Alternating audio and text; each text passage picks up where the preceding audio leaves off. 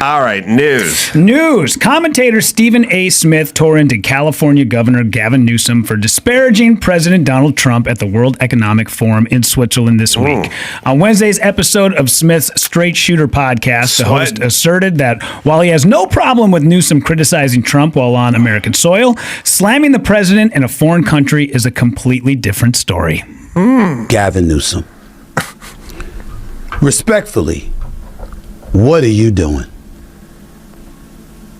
You're the governor of the state of California in the United States of America. Why are you over in Davos, Switzerland, talking to folks and speaking negatively about the president of the United States? I have no problem with Gavin Newsom being candid and open about his feelings about our president on United States soil. To go over to another country, Switzerland, to go over there and to be in the presence of other European leaders speaking against the president of the United States. I'm not down with that. Y'all might be. I'm not down with that at all. Say whatever you want here as a governor from the opposite side of the aisle of a state in the United States on American soil, fine. But I'm one of those people, when we go somewhere else, it's America first. You know, our problems, our problems. But we ain't taking dirty laundry outside.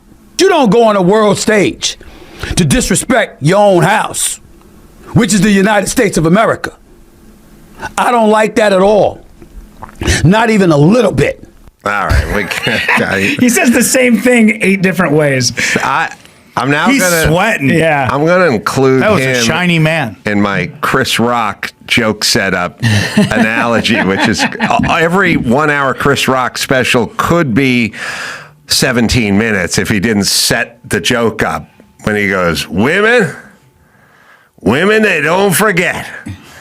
They don't forget. Yeah, 100. Yeah. Women, okay. We got it. Women don't forget. Right. Here we go. What's your point? Well, where's the joke? Do the joke. Yeah. And then the joke does come, which is good, but it could have condensed that a little bit. Yeah. Dennis Miller wouldn't have done that. Mm-hmm. It's just crazy to me that he's over there. I get it. He's running the 4th largest economy. I get that, but it just has this feel where the Democrats are just going to try to shove him down our throats to run for the Democrat Party, even though he is polling horrible with everybody. I mean, polls are lies, by the way, but just on the streets talking to people, everyone in California thinks California is in the shitter, and he is directly related to that. But they're like, no, man, we're just gonna push this shiny object guy who has like American Psycho fucking energy on everybody. It's incredible. He does his. There was a clip. I think I liked it, or at least I tweeted about it. But Newsom, when he does the righteous indignation thing, that's him at his best. With bullshit anger amuses me the most. You know what I mean? Yeah, 100%. I always love it when women. You can always tell when women are doing the bullshit anger thing because they don't say house, they say home, and then they don't say kid, they go child. They go, you come into my home in front of my child. They get all breathy. They go, you come into my house in front of my kid. Do whatever the fuck you want. I'm gonna have a beer. You want a beer? They go, you come into my home. In front of my child. That's how you know that's Wonderful bullshit breathy. Newsom does this sort of righteous indignation thing where he's really, really upset about the state of whatever. And I never really get it because it's like I just turn on the news and it's like, we're trying to buy Greenland. We've shut the border. We're lowering taxes and giving tips to fucking bartenders and not taxing overtime or whatever, that doesn't sound like the end of the world to me. It sounds like he's talking about taking down interest rates on credit cards. Right. This shit I would like done. You guys, all you do is you're fucking butthurt all the time about something racist or somebody was insulted or the indigenous people. Yeah. I want to talk about some fucking rates. I want to lower mortgage rates. And he's there with Soros Jr. too, which is so perfect. You know what I mean? And that kid, have you ever heard that kid try to talk? Oh, he's retarded. That's why they had to bring in retarded person. Hillary Clinton's lesbian lover to be his handler. Uma Abedin is like straight up evil. And they're like, this kid's retarded. You got to go in there and just put him on the right path. They're like, he did one speech. Everyone's like, oh, he's a trust fund kid retard. He doesn't know what the fuck, he doesn't make any sense. He does more word salad than Kamala Harris does quite easily. So I don't know if we have any clips, but we can just move forward. This is him. This is insane. This isn't AI. This is Soros Jr. I don't think that's the fundamental. I don't think the technology is the fundamental issue in democracy. Democracy is messy. I mean, a lot of deep democracy is about contestation of ideas. It's about plurality. Show the socks. It's about people having different truths. Actually, different truths. Fundamentally, how society lives together civically in those contestations is obviously quite tricky. But I think that if we play too much on this disinformation card, we're taking responsibility away from ourselves to actually create a narrative that inspires This is people. being super rich, dude. It's like being a hot chick. People, you fucking say nothing and everyone nods the whole time. You can feel the gears grinding in his head when you're listening to I would this. rather see Indigo Girls cover band than couldn't agree more, attend this dude. fucking seminar. I have no fucking, someone that needs to throw a folding chair at this retard and go, I have no idea what you're saying. They're like, Nobody that's knows the what you're best saying. you can do, Soros, this kid. That's it. And that's the one they picked. Imagine what the other kids are like. They got to be even more retarded. Well, they're like winding their beanies right now somewhere. You mean the Indino girls? The Indino Girls. See? Yeah. Right on. All right. So I picked this specifically because I thought Barron Trump and I were going to have something in common, but it turns out not. Barron Trump told British authorities his heart was racing when he witnessed a very close female friend get beat up by her ex-boyfriend on a FaceTime call. President Trump's then 18-year-old son frantically alerted police in London after realizing his friend was in a violent dust-up with her former boyfriend. Prosecutors on Thursday detailed an email exchange the first son had with police in the wake of an alleged attack when they asked Barron if he would consider giving a witness statement in a criminal case against the suspect. I heard he ran out of his dorm room but hit his head on the header He's going an over the F-hole. door Yeah. and was passed out Yeah. unconscious. He hit his head on the jam. I do a joke where I say every picture he looks like Lurch from the Addams Family, and 100%. everybody goes, that is the most accurate description of Barron Trump. Yeah. Well, the reason because I read this and was like, damn, I don't know if somebody from the team had told you, but Friday night in Minnesota, I stopped a guy beating his girlfriend in a parking lot. Really? My girlfriend and I were walking into a restaurant. I had a show in St. Cloud, Minnesota. We walked outside down the street to a restaurant, and while we were walking, we heard a woman yelling, "Help!" My girlfriend stopped me before I walked in the door, and she goes, I said, are they kidding around? And she said, I think this is for real. I said, no, they got to be kidding, because the guy had then taken and got behind her and kind of got her like in a move where he was holding onto her waist, picked her up and slammed her head first onto the ground. Really? So my girlfriend grabs me and goes, you have to do something. I grab my phone. I start running across the street. I give the, hey! Dude looks up, sees me, takes off. I chase after the guy. I tell my girlfriend, please watch her. I run after the dude. I chased this dude. It had to have been over a quarter of a mile. Over a bridge, 10 Over below. a bridge. It was Oh, insane. dude. Yeah, so I chased him down. You're and a I'm better man than me. I'm not going over bridges. You know what's crazy? Yeah, yeah, especially in Minnesota. I'll Half the time they're do frozen. a hill and a dale. Yeah. Yeah. But I won't do a bridge. Yeah, I'll I go called the over a sack. hill You'll and run dale. all the way around. I'm like the those scale. shopping carts. They just don't go past that one place. I got you, yeah. But on the phone with the cops show up to where this guy is. I'm about a half a block away. They roll in. He sees the cops, tries to run. Cops get out, tackle him, make the arrest. Wow. I start walking back to the restaurant. I see this girl on the street. She comes up. Thank you so much. She gives me a hug. Turns out ex-boyfriend came to her apartment. Must have had a key because she came home from work. She opened the door, saw him sleeping on the couch, walked out, woke him up. She took off running. He took off running after her, caught her in a parking lot, and started beating on her. Wow. Yeah.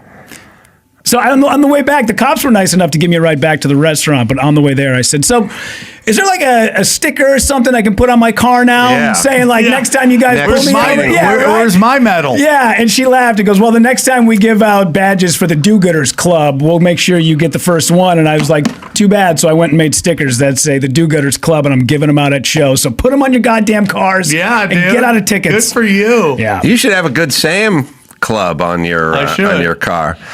The Addams Family theme song, Dun-dun-dun-dun.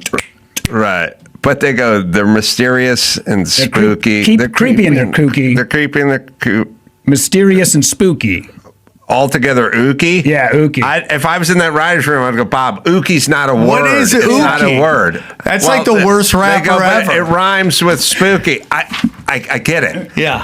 But it needs to actually be a word Yeah. because we're writing a song that has words in it. You know how But if we were mysterious like, is a hey- word and spooky's. You know how spooky's a word? Yeah. Well, the word you're rhyming it with is ooky. Yeah. And that's not a word. If someone So went you to, gotta hey, do my that. friend's coming over, he's a little ooky. Yeah. You'd be like, what does that even mean? I Yeah. love that I was telling this disparaging story about a woman getting beat, and he's like, is We ooky said a you're a word? hero, dude. We said you're a I heard hero. the That hero. guy was a little ooky. He went over a bridge. I would not. I stop at the too bridge. far. Yeah. No, he went like Rambo did. You know, when he went past the bridge when he first blood when he was walking out of town. Brian Dennehy, and he turned that car around. That was you. Yeah, I would have asked for the security footage, and that would have been on my Start Instagram. posting that? Yeah, Yeah, me God just damn running, it. saving lives. In fact, look, the guy ran off and you kept running. Yeah. I chased down a purse snatcher once, but he had the purse.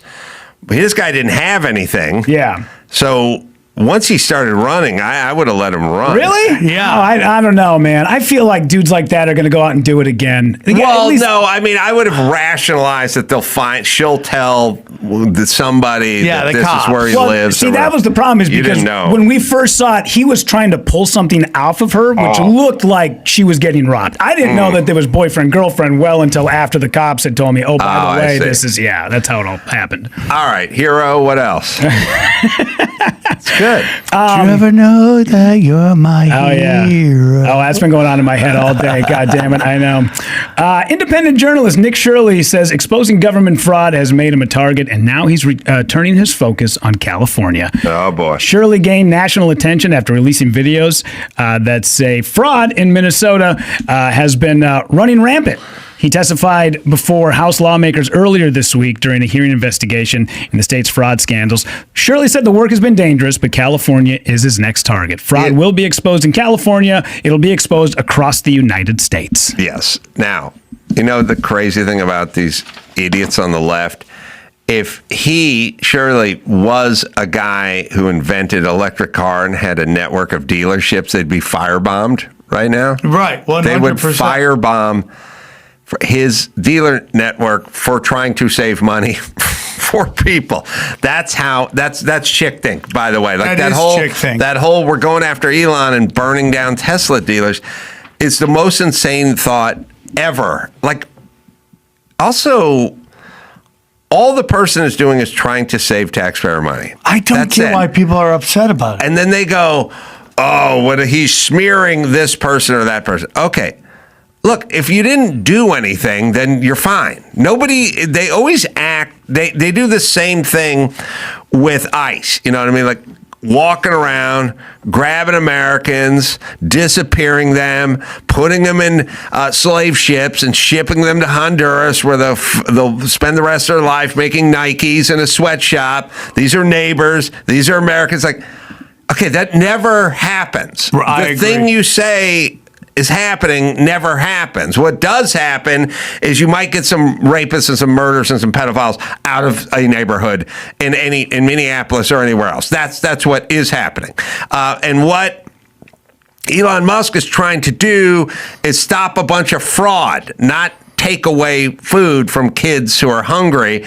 And what Shirley wants to do is stop a bunch of fraud, not shut down legitimate daycare centers. Like, I don't get it. What is...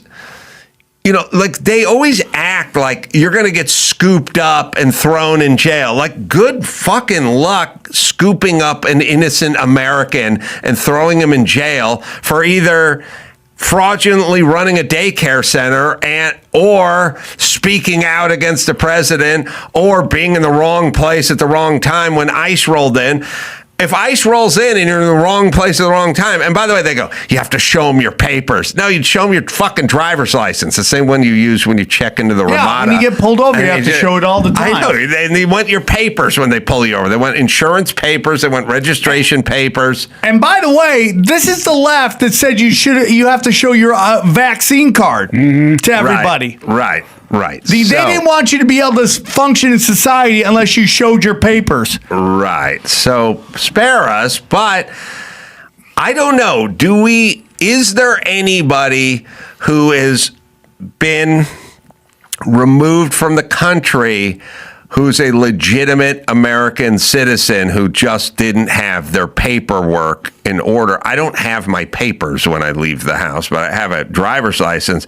And is there a legitimate business that deals with kids' daycare or transportation or kids on autism spectrum, and there's some sort of nursing healing home or something? Is there any one of those businesses that's legitimate and the guy ran a clean business? He's in prison right now? I don't know what it is. And by the way, I know it doesn't exist, because if it did exist, it'd be on CNN 24/7. Yeah, it'd be nonstop. We tried to throw out a couple of gangbangers. You guys put them on the front of the fold on every episode of CNN. So don't give me this bullshit. And if you flipped it and it was Somalians, it was white people, would any of these protesters be upset? I think they would push back against any Trump-related anything at all times, and not as upset. No, not nearly as upset. But they get to work this sort of racial angle. But there's good news. If you didn't commit fraud, you'll be fine. So people can look into fraud. Pop the trunk. Yes, officer. Knock yourself out. There's nothing in the trunk. There's no scenario where the officer goes, pop the trunk, and he pops the trunk, and then he goes, there's a dead body in there. And I go, no, there isn't. I go, you're going to prison. Like, that doesn't exist. Maybe it existed in the rural South in 1949. Right. It doesn't. It's 2026. And by the way, the cop's black or a female or Hispanic or all the above. Yeah. Jesus. All right. Sorry. It's crazy, dude. How shish kebabbed everybody is, and it's a great example of propaganda, because you look at who's at these protests. It's all MSNBC and CNN viewers. It's like 40 and up, or like super progressive trans and whites and beta males who still watch this stuff and get programmed to get upset. And but also, as I was screaming about on I can't remember whose show, at a certain point, it's on you. Like, so you have a governor of your state. I mean, when you're not solving crime, you have a governor who gets up there and says in a microphone that ICE is just going door to door, kicking open doors, telling people to identify people of color, rat their neighbors out, and then ICE goes in and grabs them and disappears them. Okay, that's his rap. Now, that's super dangerous, and it's also there's also like a fiduciary duty you have to have as a government official, not to incite this shit, but you are inciting it. He's a horrible man, and I'm sure he'll get prosecuted at some point. Not because Trump dislikes him. Trump does dislike him. Trump, I'm sure, hates, Trump hates Jimmy Kimmel, but Trump can't have him arrested and put in jail because he hates Jimmy Kimmel. And Trump hates Stephen Colbert, but Trump can't put him in jail. But if Trump hates Stephen Colbert and Stephen Colbert sells fentanyl, then he can be put in jail. Yes. And that's what's happening. You understand? I agree. It's not just Stephen Colbert. It's Stephen Colbert plus fentanyl that gets, and then you go, why are you going after Stephen Colbert? And he goes, he's selling fentanyl. And you go, you're only doing it because he's Stephen Colbert. Right, but I couldn't do it unless he sold the fentanyl. And that's how it works. Great example of that is the Hillary Clinton emails, where people are like, they hacked the emails. I go, but you're not upset with what's in the emails? Right. Which seems way worse than the hacking. Yeah, tell that to John Gruden. Yeah. Sure, man. Deep email hack cut. But, with the Raiders cap. Yeah, so now Tim Walz is an idiot, and he's inciting people to do this. But at a certain point, Minnesotans, I don't care how much MSNBC you watch or CNN you watch, you have to kind of know that when they're reporting that Trump went to the grave of the unmarked soldier and took a poop on it and called the guy a loser, anonymous sources report, like at a certain point you got to catch on. You're being played. You're being duped. There's no ICE official that's going to homes of people of color and kicking open doors and asking to rat their neighbors out like Anne Frank. You know what I mean? Like, you as the viewer, especially as a college educated adult, not that that means anything anymore, but be a little bit more discerning. Yeah. You guys just got lied to about COVID from the same people. Same people. You had Russian collusion. 5 years of COVID lies. 5 years of Hunter Biden's laptop isn't real. 5 years of Russiagate. Put it all together, you got 10 years of nonstop lies from these people, and now you're going on the 66th lie, and you're all in. It's your fault. They're fucking getting paid. 100%. They're making money. You're a stooge. Yeah. And at a certain point, you should figure out why you keep, Lucy's going to move that football. Why do you keep running at it, Charlie Brown? Mm-hmm. All right, sorry. All right, one last video before we get out of here, just to sort of lighten the mood a little bit. A gym bro put giant female bodybuilders against dwarf men. I love this and video. gave us a hilarious lesson in biology. All right. These are like Amazon. Yeah, they're Amazon chicks. Yeah. And then there's Wee Man. And they're shredded. But I do also want to say this about, like, midgets.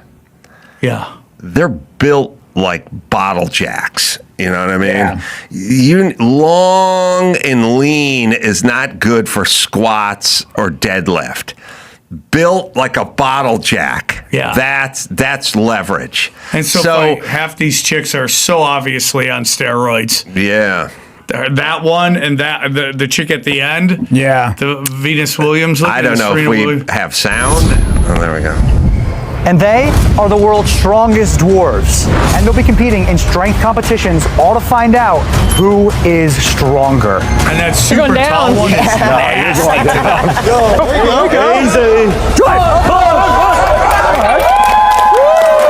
That black chick squatted. 585 pounds on the bar. Yeah, the bar's going down 9 inches max. Yep. Good job, Zoe. Bottle jack.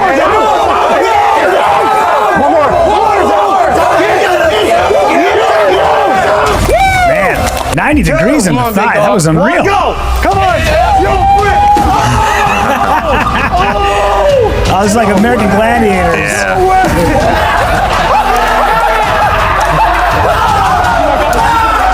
Come on. This is a dwarf deadlift. Next one. You got this. Big one.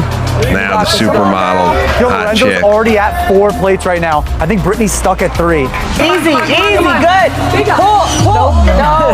Nope. Hey, let's go. Move over. All right, listen. I got a boner, so we gotta wrap this up. So does he. Yeah. All right.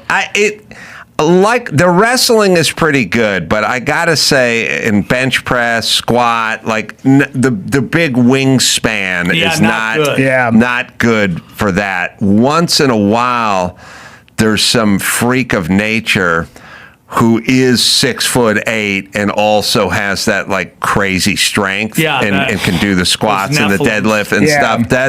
That's crazy when you run into those people. Yeah. The squatty guys are always the power lifters because they're just compact. They're compact. It's basically it's just a leverage.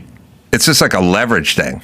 Bottle jack is interesting because it's like 6-8 inches off the ground and can lift an M1 tank. And by the way, when you pump it, it doesn't feel hard. It's not like it gets harder when the tank comes off the ground.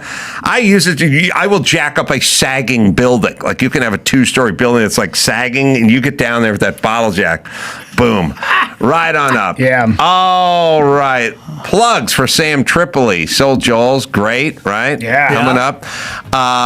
SamTripoli.com is where you go. Tinfoil hat. Yep. Is the Check pod. out Word War Debate. It's Word coming War out in March. Debate. We'd love to have you debate sometime. Where is that going? We think we're going to put it in Florida next. Oh, makes sense, right?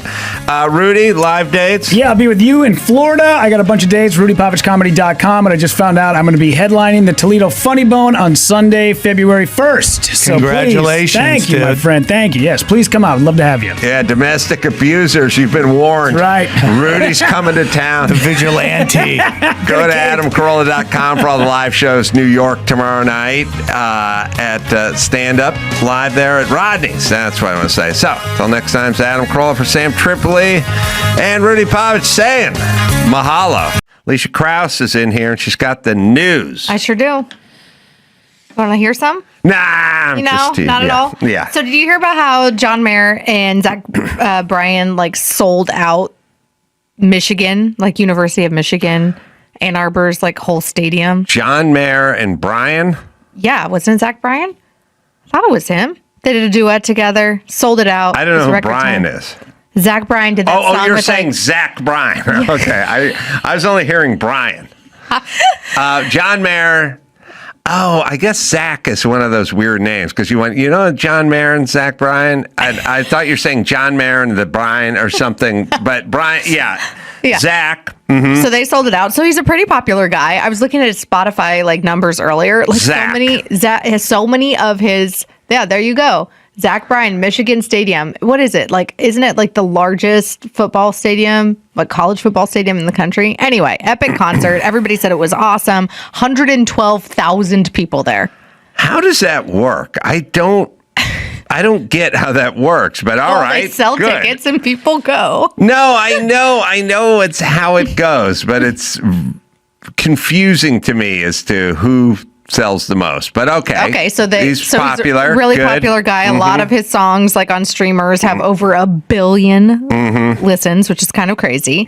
Well, now he's upsetting some people on the right side of the aisle, and has even had people within the Trump administration respond to him because it has this new song called "Bad News."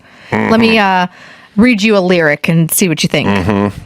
And ICE is gonna come bust down your door to try to build a house no one builds no more. But I got a telephone. Kids are scared and all alone. The boss stopped bumping. The rock stopped rolling. The middle finger's rising and it won't stop showing. I got some bad news. The fading of the red, white, and blue. So it's a kind of anti-ICE thing. Yeah, like America is the worst. What's the part where the metaphor about the house that won't be built anymore? I wonder. Is he talking about labor? That was where my mind went. What rhymes with stucco? Hey, bucko, you remove these Mexicans, you get no stucco. Oh, write that shit down. They'll use fucko in the explicit version. Oh, yeah, but the radio version is going to be, hey there, bucko, right. Don't you miss your stucco and your tacos and everything that ends with an oh, Lord. Oh, that could you think be you could sell out a Michigan Stadium? I could do like illegal driving a trucko. I could sell out maybe, somewhere like, I don't know, Clemson, something like that. Some under 80. Under 80. Yeah. Pretty big, though. Still at SEC school. It's the biggest. That's a big You were one. right. So he's taking a jab at this country, And saying, the Trump what are we doing? And yeah. All right. So not good with the country fans, though, because I think country is so broad, though, now. Is it? There might be an audience for this. Mm-hmm. I guess we'll see. Time will tell. Yeah, well, listen, I think you're supposed to sing about what you care about. So if that's what he cares about, he should sing about it. So the boss, who he references there, Bruce Springsteen, I guess is kind of his mentor and advisor. Well, Bruce is like a soft pussy. And there you go. So there you go. And I mean, Okay. Bruce has made political statements in his music for years. Obviously, U2 and, Bob Dylan and other, this has happened for decades. It's not a surprise to people. Bruce does a lot of that. He does a lot of that. There's a factory, and now it's closed. People don't work there anymore. That literally sounds like this 2, lyric. 3, 4. And it's like, yeah, okay, there was a place. Yeah, and now it's gone. Hey, there's a ship, and it was called the Titanic. It's the bottom of the sea now. 2, 3, 4. It's like, okay, Bruce, there was a place and people went there and now they don't. Anything else you'd like to alert us to? And I know you think those people should be working somewhere else. Yeah. So we'll call you a hero, Bruce, but all I get from you is sort of virtue signaling. That's all they do. Does he go out there and picket with the UAW? Does he do anything? I mean, he supports Democrats. He does my dad worked at the Chevrolet plant in Dearborn.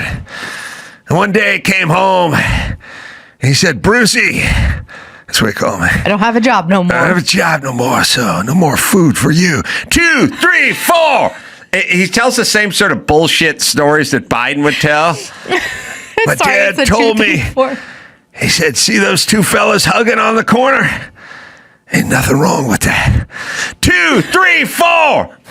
Sit down. According to Joe Biden and Bruce Springsteen, every single thing happened at their kitchen table. Uh-huh. Like my dad had come home and took his hat off.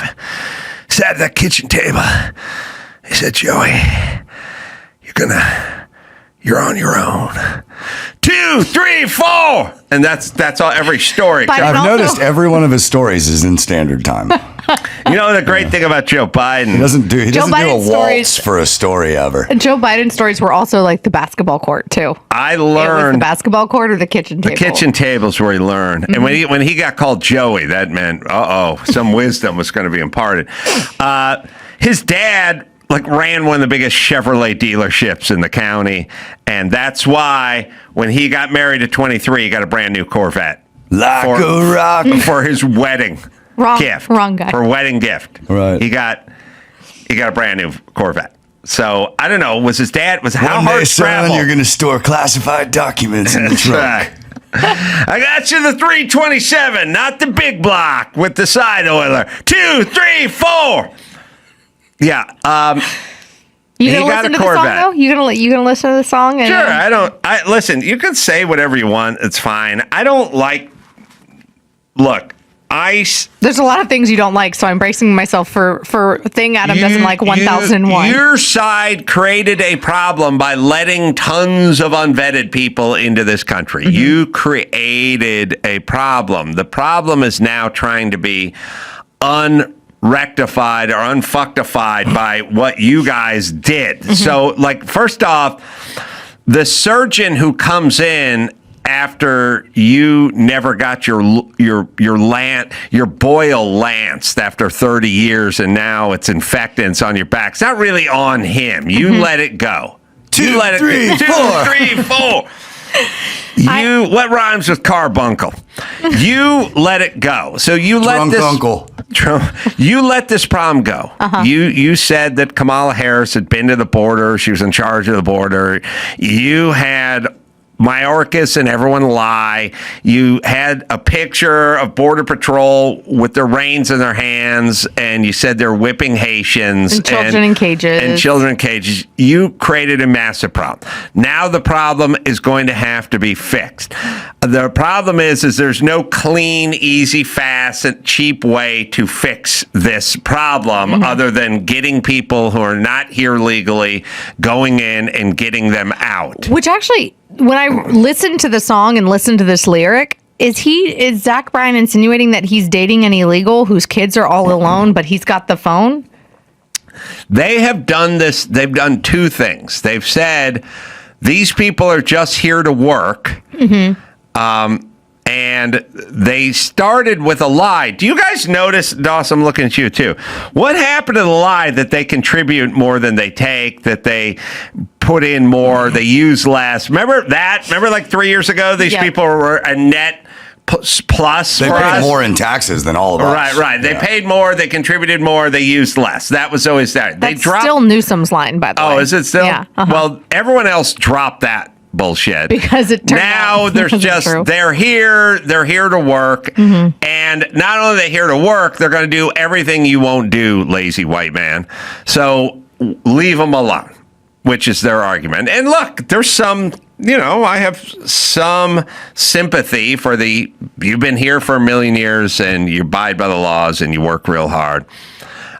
Then you're on a list, but you're at the bottom of the list. We'll take the troublemakers off the top. I do understand even the argument that Obama made when he was president of like the dreamers, like when kids are brought here by their parents, it's not their fault, but then give them a path to citizenship that vets them and figures it out and lets them stay here. That's fine too. Ooh, maybe he should cover that song. Obama, he does like to sing. He's got a I'm spoken talking word. Zach. Zach should take a twist on "Don't Fall in Love with a Dreamer." What was that song? Oh God, that was that's like what's I won't turn out the light. I feel like Just the next hold on. It's Kenny Rogers. No, yeah, he sings a duet. It's a duet. And it's the chick. She's got that raspy voice. I love her though. Stevie Kim Nicks? Carnes. No, Kim Carnes. Yeah, she's the one with the Betty Davis eyes. And Yeah. Was it Kim It was Carnes? Kim Carnes and Kenny Rogers. Oh, was it I love Kenny that song. Rogers? I just feel like you guys have really clinched that the next Carolla team outing should be karaoke. 100%. Oh yeah. So it's Kenny and Kim Kenny Carnes. and Kim Carnes. Oh, good pull, man. That was a Nice. good pull. Nice. Yeah, that had a big hit.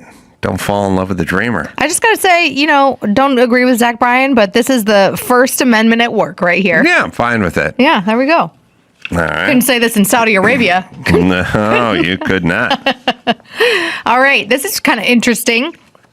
And my church has experienced this firsthand. According to the Barna Group, who's out in Ventura County, they're like a Christian polling company. They say that Gen Z men are returning to church in surprising numbers in the faith resurgence. I read another article about this week, too. I think it was in Christianity Today, where they were like, is it really a rise in young men going to church, or is it a decrease in young women leaving the church? And it's actually a little bit of both. Gen Z men are attending slightly more often than millennial men even, marking a generational reversal from years gone by. According to Daniel Copeland over at the Barna Group, he's the vice president of research over there. He says, quote, "This data represents good news for church leaders and adds to the picture that spiritual renewal is shaping Gen Z and millennials today."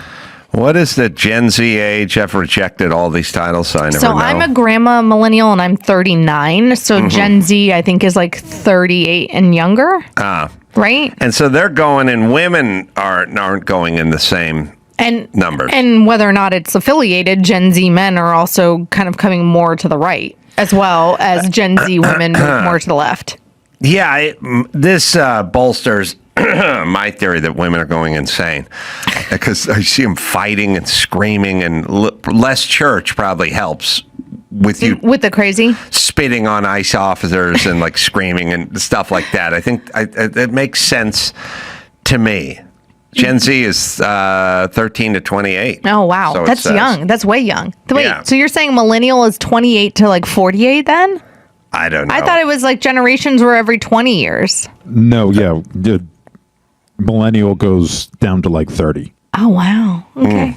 All right. I So good. thought I was a grandma millennial. More people church, going to church good. is a good thing. It is. And I agree. apparently, even some churches, this Barna study came out towards it was the end of 2024 into early 2025.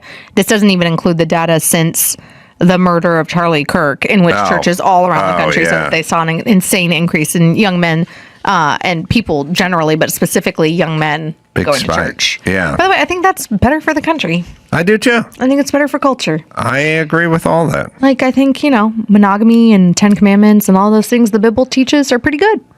I agree. They had it right. It's basically diet and exercise, It's just Spiritual diet and exercise. Just, basic stuff, old stuff. Well, stuff one of the grandma- 7 deadly sins is gluttony. So you're right. It is. It's diet and exercise without Ozempic.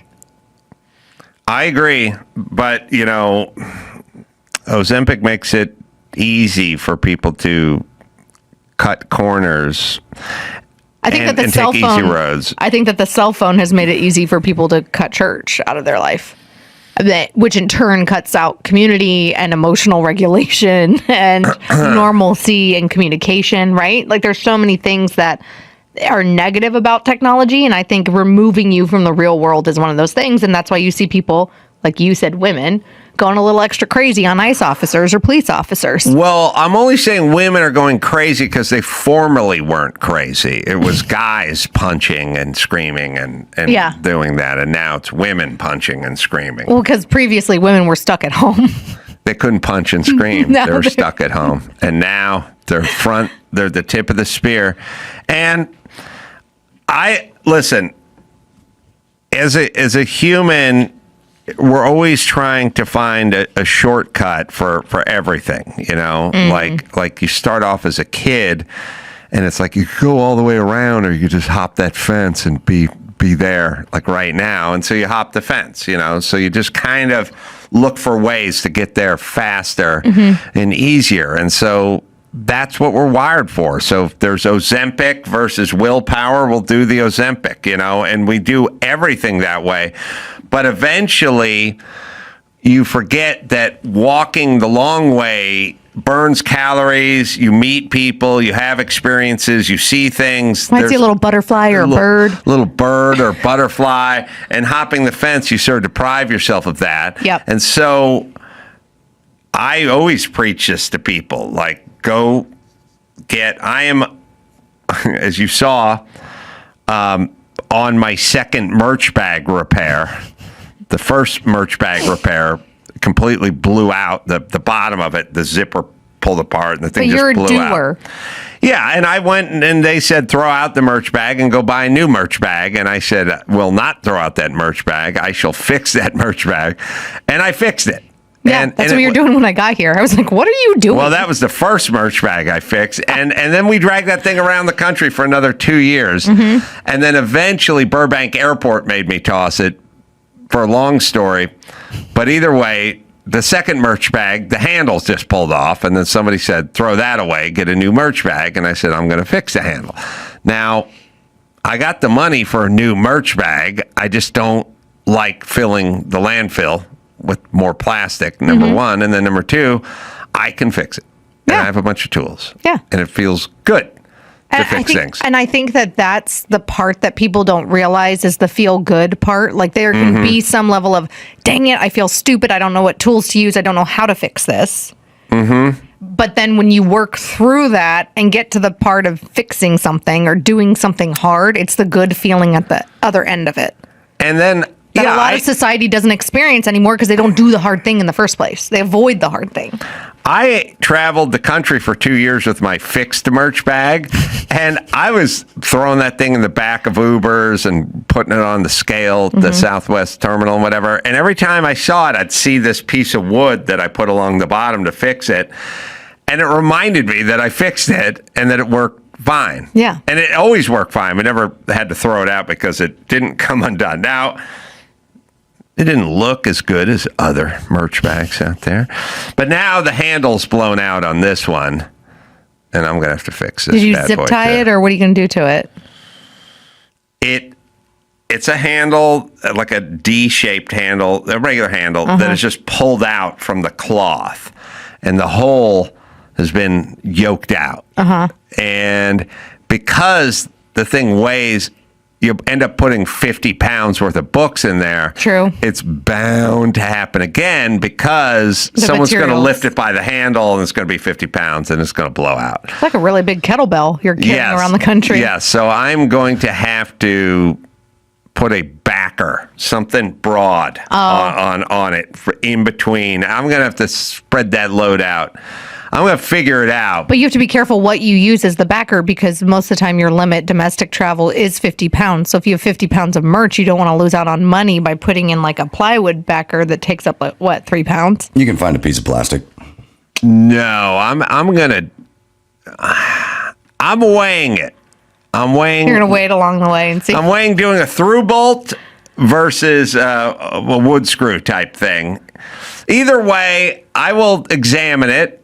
I want to see before and after. It will work. I think just like the other bag I worked out. We should document this for the gram. Yeah, I don't have I got to find what I got here in terms of materials and stuff like that. But I will fix it and it shall Can work. you come to my house because I've been on the phone with 2 different companies today. My washing machine lock is like just and I can't use my washing machine. So your washing machine lock. Yeah, so like where it clicks and then like it locks and then the load runs. It won't lock. It won't latch. It's like the top part, the plastic part, whatever was on the inside, I can see it dangling. Yeah. And it won't. Well, you got to order that part.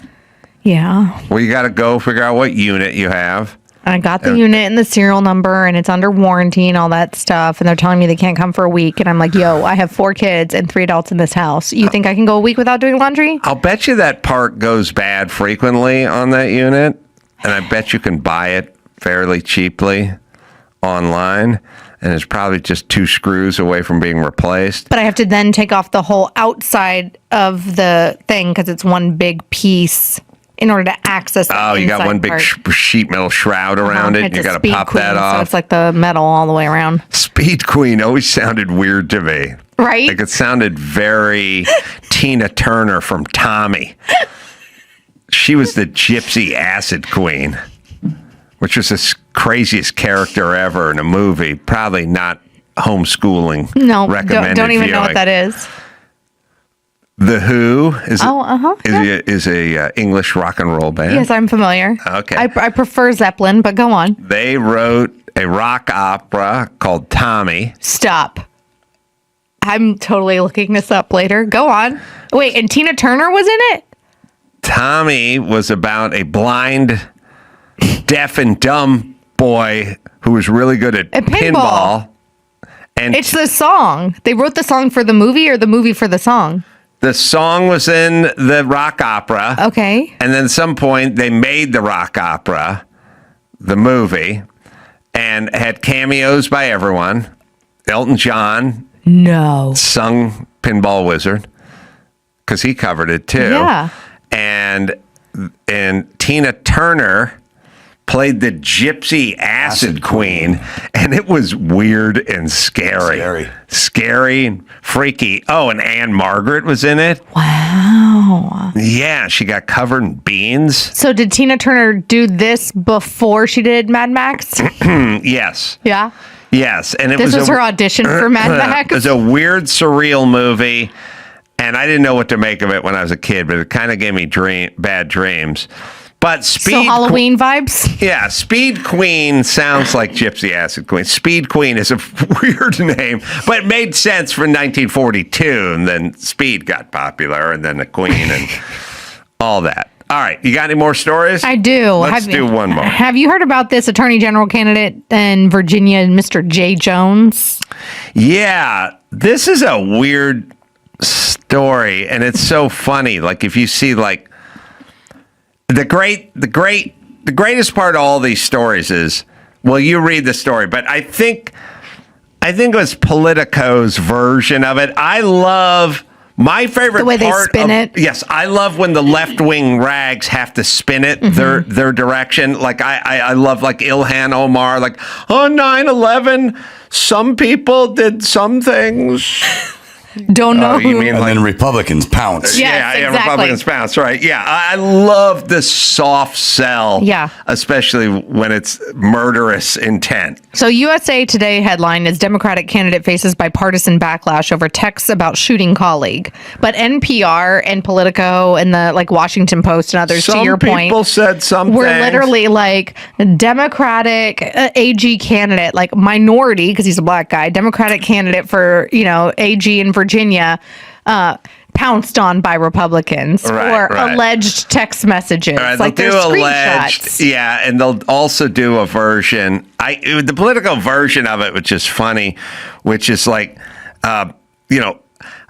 after a controversial statement or something, they never say threaten to kill. They threaten to kill somebody with 2 bullets to the head. Version of this.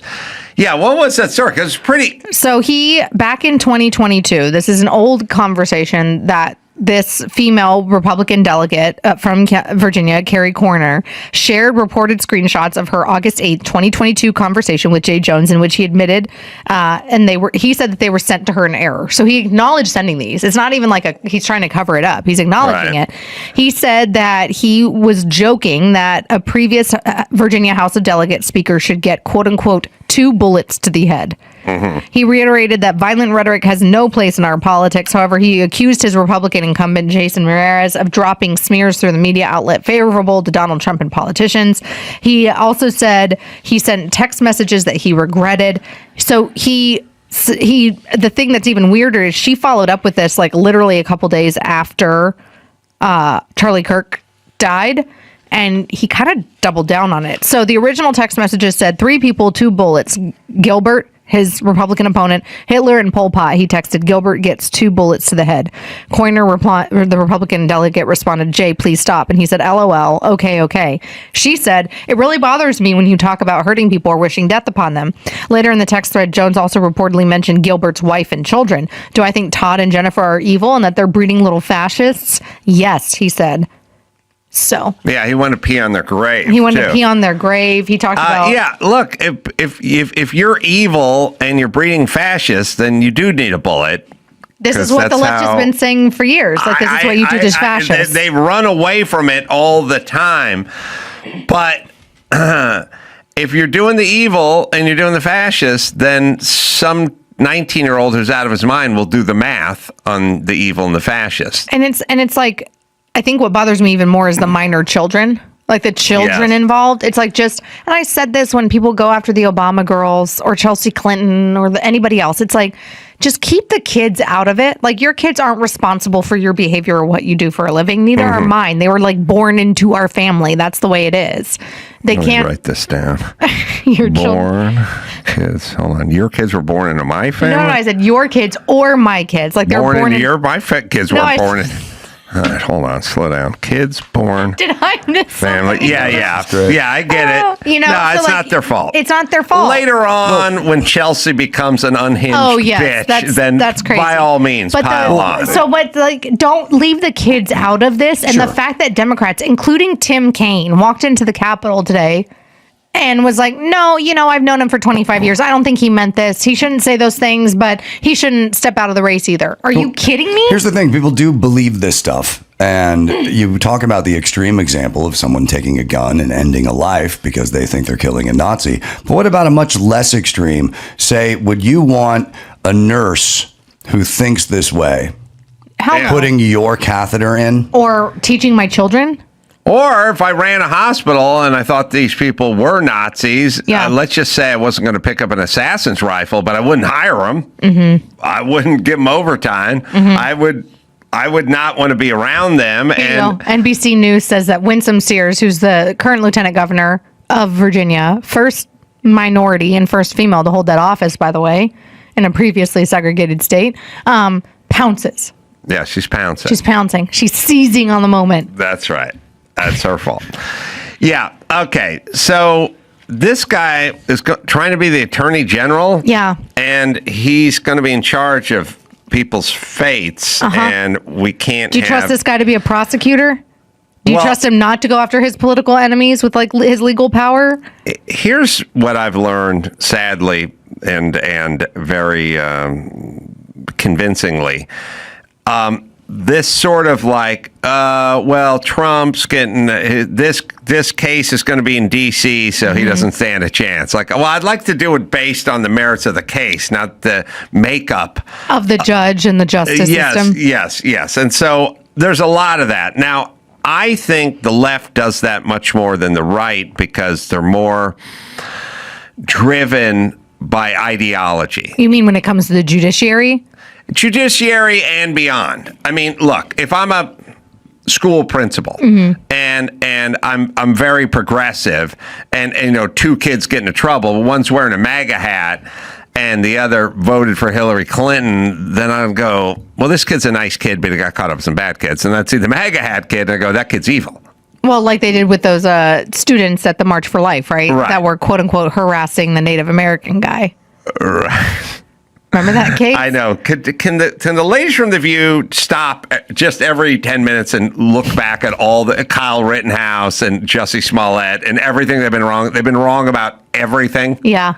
They got Justice duped. Kavanaugh. Everything they were wrong March about. for Life kids. It's all perfect. COVID. So I do think those people are much more likely to not turn a blind eye to whatever because their ideology drives them. And if you're evil, then they got a chance to get their pound of flesh. And this is you know, this week everybody's all been a Twitter about, you know, Pam Bondi going after James Comey, and Trump's going after his enemies, and he has a list, and it's unjust and it's fascist. You know, same language they've been using for 10 years now, and it's like, well, but then like you said, they're like, great, let's take up this prosecution case against Donald Trump in New York because we know the DAs there and the AG there are going to get Trump.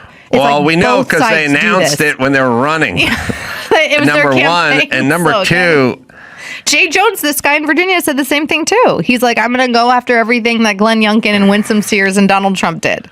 Right. But also the whole overestimated value of Mar-a-Lago or whatever. I don't even know what that was.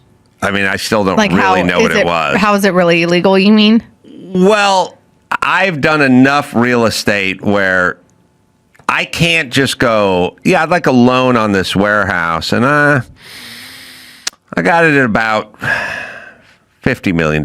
So I'm going to need, what's 75% of that? I mean, just give me $37 million.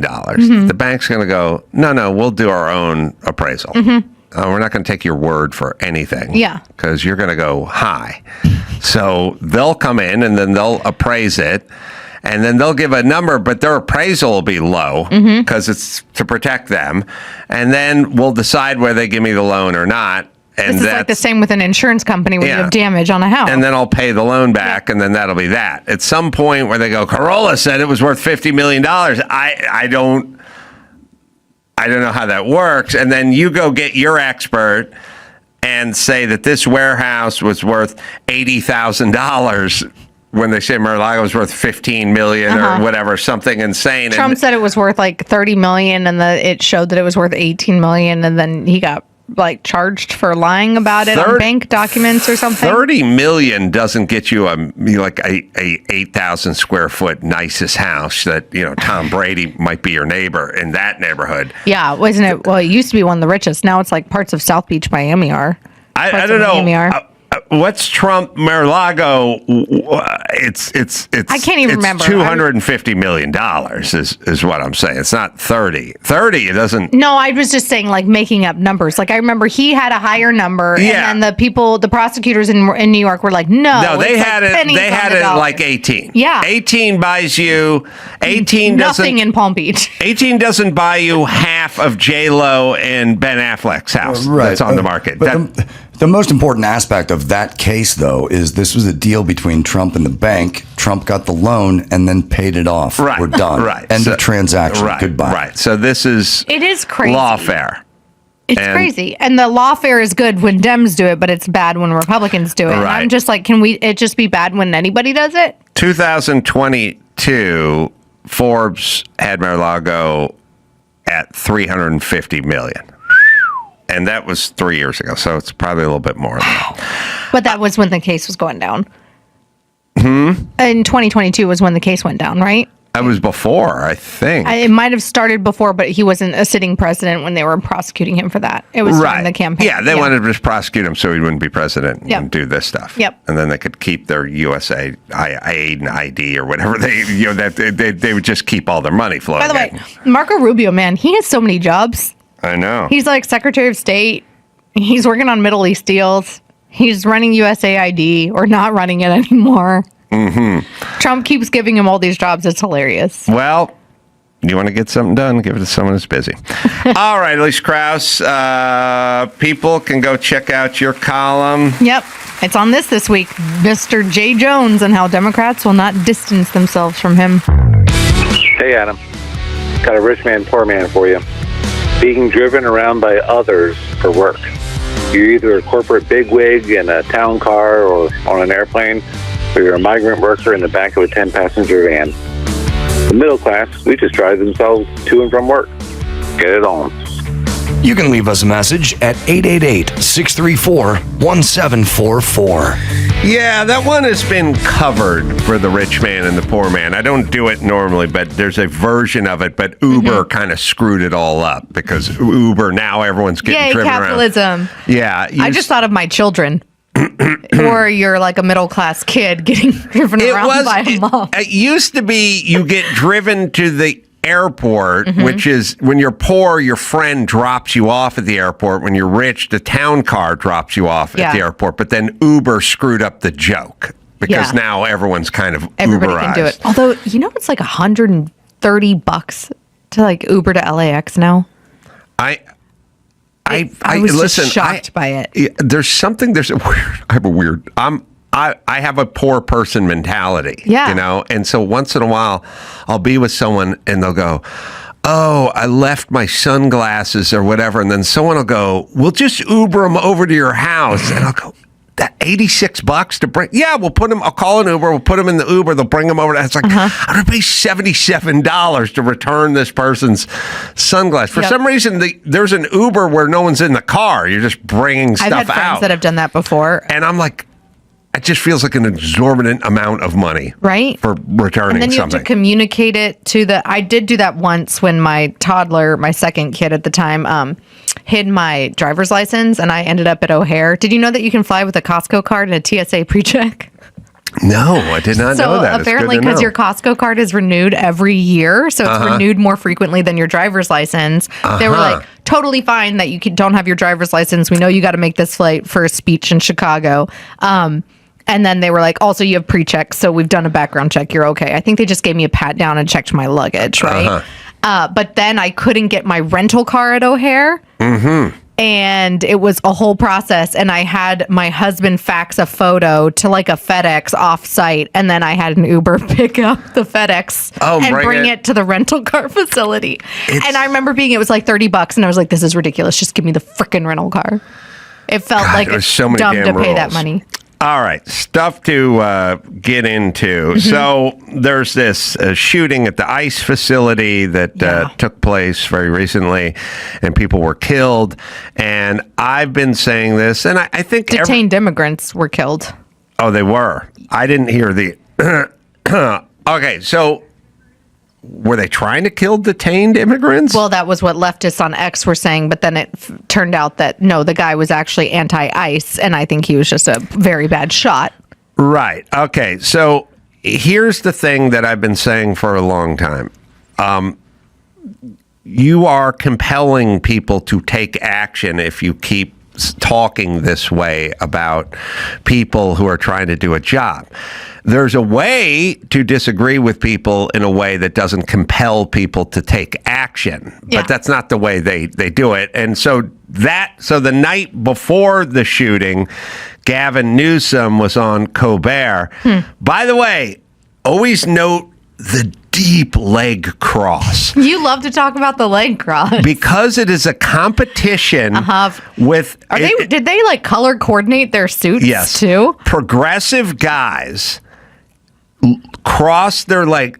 The only one who'll go deeper than Gavin Newsom is Obama. Obama does do it pretty deep. He almost can wrap his ankle like around his other foot. He dislocates his hip on his left side so he can get a little more action. Very flexible hip flexors. I think these two guys work with like a Pilates instructor, and like the Pilates instructor, like on the first day, they go, "Are you having back problems or upper back or lower spinal?" They go, "I want to learn I want to be able to cross my legs like I never had a cock and ball. I want to virtue signal so much when I go on late night television." If you saw them with their Pilates instructor, it would all be them sitting on a padded chair and the Pilates guy just forcing the deep leg cross how you signal to your constituency that you are down because you don't have balls. All right, so here he is.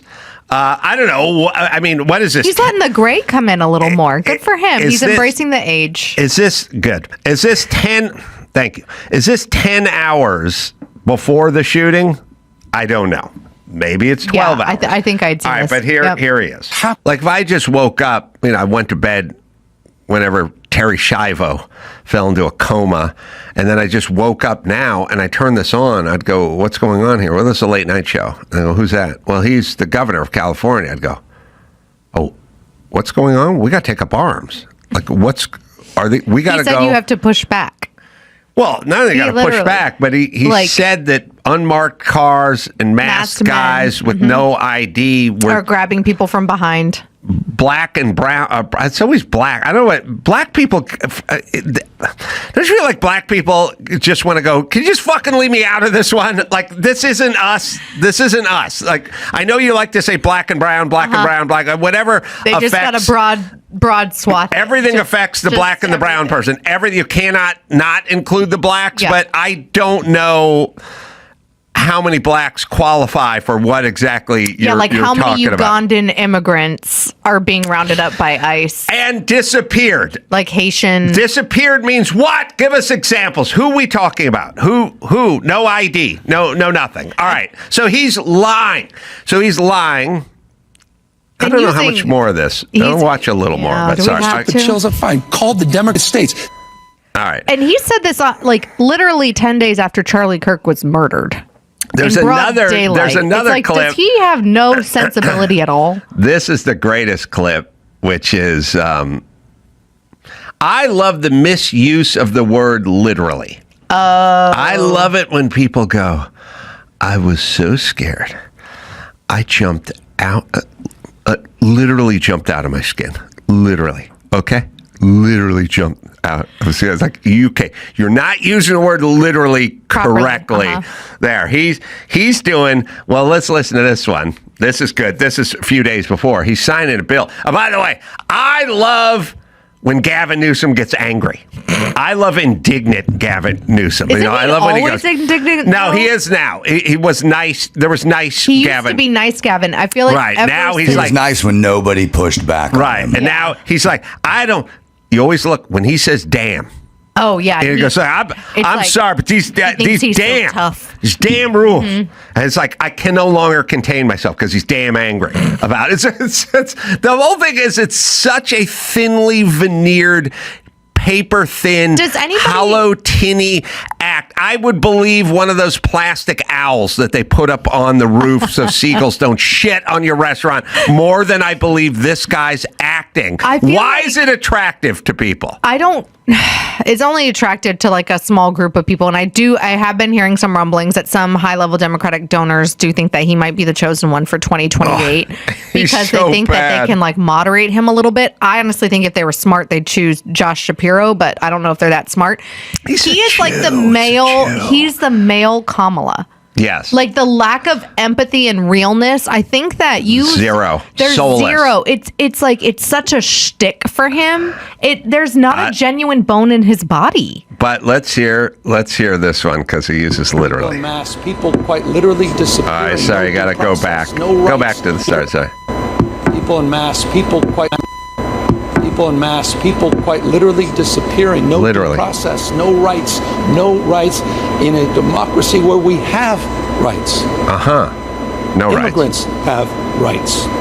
Immigrants. And we we're all immigrants. have the right to stand up and push back. And that's what we're going to push back. Here. All right. So anyway, people are literally disappearing. Like Merlin showed up with a magic wand and went poof and just also, literally disappearing people. Is this like, this guy's been in government for a while. He's like a lawyer. I mean, how due process is for American citizens. But also, Stephen Colbert or any one of these guys, can you stop them in the middle and go, look? Of course not. These people are trying to do a job. Now, maybe you disagree with it, and maybe they do things that you don't agree with on occasion, but they're not just showing up and grabbing Americans and Turns out we have evidence to show that the people that they're disappearing are people who have, stood with Hamas and other people that have actually killed American citizens.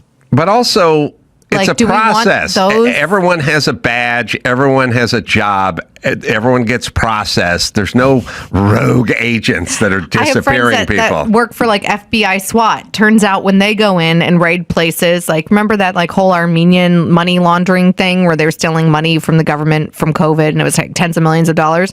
They were U.S. citizens. FBI SWAT goes in, they're masked. Right. And then those guys get due process because all of that is a part of like the arrest warrant and the procedure to move forward and prosecute them at trial. Right. And this is like, they're conflating if you and I, as American citizens, were to get grabbed by masked men on the street from the government is very different than an illegal immigrant with alleged crimes that they have committed on top of illegally crossing the border. Right. But if you thought it's not the same. Like I'm sorry, guys, you don't have the same rights. No, they always say your constitutional rights. Well, constitutional rights apply to people who are legal citizens in the United States. Yeah, but also, if you really break it down, it's super simple. They think Maryland dads are being snatched up off the street in unmarked vans, and we think ex-gangbanger human traffickers are being grabbed by the streets. It's the same guy. They think of him as a friendly Maryland dad. I think of him as a human traffickers in a gang. And maybe there are some of these people that are in the in-between, right? Yeah. Listen, look, there is going to be gray area. And things fall through the cracks. It's just the way it's going to work. But these are the same people that wanted to arrest people for misinformation online during COVID. Right. This is the same guy that prosecuted the guy that did the undercover Planned Parenthood videos when they were selling baby body parts. Right. Like without like all the HIPAA violations on the face of the planet. This is the same guy that wanted to dox with Kamala Harris, by the way, libertarian and conservative donors here in the state of California. Right. So like the due process thing, I just don't believe because you and I are too informed and have brain cells to like see through his BS. Yeah, I mean, Obama weaponized the IRS against his enemies. I don't know how much process. Our buddy Dave Rubin. Yes. He Newsom and the IRS came after him too. Yeah, I don't know how much process that you get when the president weaponizes the IRS to go after conservative businesses or whatever. Lower level staffers. Yeah.